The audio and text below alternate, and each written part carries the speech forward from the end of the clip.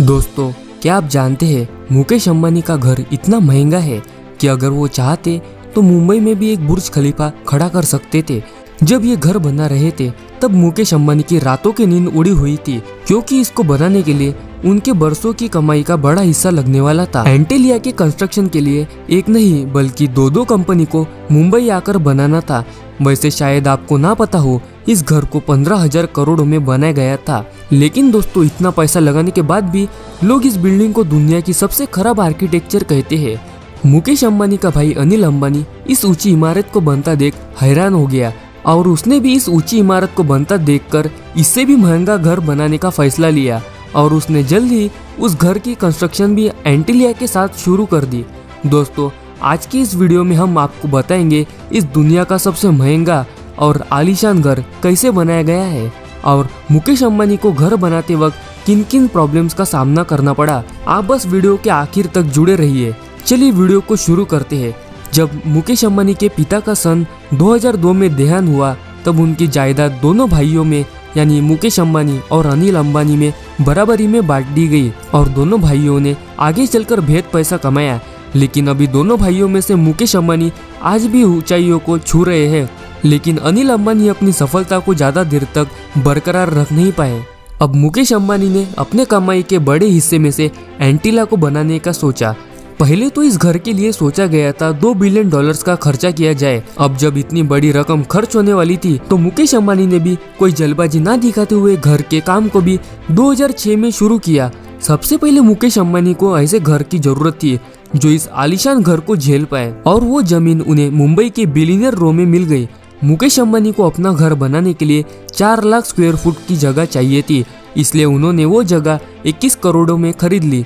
आपको बता दे, जहाँ पर आज के टाइम पर ये घर है वहाँ पहले अनाथ आश्रम हुआ करता था, लेकिन अंबानी ने उस जगह को मुंह मांगे पैसे देकर खरीद लिया।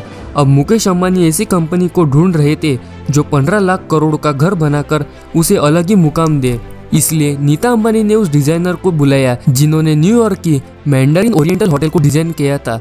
दरअसल नीता अंबानी उस डिजाइन से काफी इम्प्रेस थी। अब डिजाइन तो डिजाइनर ने तैयार कर लिया, लेकिन अब बारी थी एंटेलिया को खड़ा करने की। इसलिए मुकेश अंबानी को आधुनिक इंजीनियर्स के साथ साथ ऐसे दिमागों की जरूरत थी जो कि मुकेश अंबानी के सपनों को रियलिटी में तब्दील कर दे। वैसे दोस्तों, मुकेश अंबानी की एक ऐसी शर्त थी, उस बिल्डिंग को 8 रिक्टर की स्केल से भी कुछ नहीं होना चाहिए और ना कोई इस दुनिया के डिजास्टर इस बिल्डिंग को हिला पाए।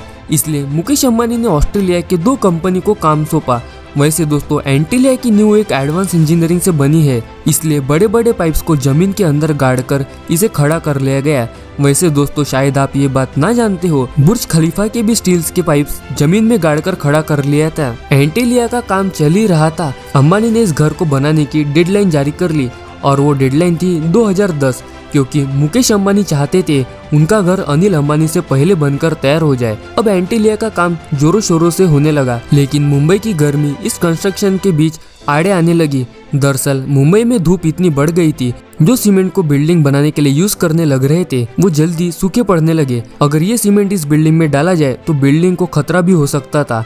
इसलिए कंस्ट्रक्शन कंपनी ने डिसाइड कर लिया कि वो सीमेंट को रात के समय ही बनाएंगे, क्योंकि रात को ज्यादा गर्मी भी नहीं होती। 4 साल की कड़ी मेहनत के बाद इंजीनियर्स ने इस प्रोजेक्ट को खत्म करके दिखाया। अब मुकेश अंबानी घर के अंदर रहने का सोच रहे थे कि ज्योतिष्य ने उन्हें कहा कि अभी उस घर में प्रवेश ना करे। ज्योतिष्य ने उन्हें 2 साल बाद एंटर होने को कहा, इसलिए 2 साल बाद घर पूजा के दौरान 50 से भी ज्यादा पंडित पूजा करने के लिए बुलाए गए और तब जाकर अंबानी ने अपने घर में प्रवेश किया। वैसे आपको बता दे, रतन टाटा ने एंटेलिया के बारे में ये भी कहा था कि मुकेश अंबानी ने भारत में इतना महंगा घर नहीं बनाना चाहिए था, क्योंकि उन्होंने ऐसा घर बनाकर गरीब लोगों के साथ भेदभाव किया है।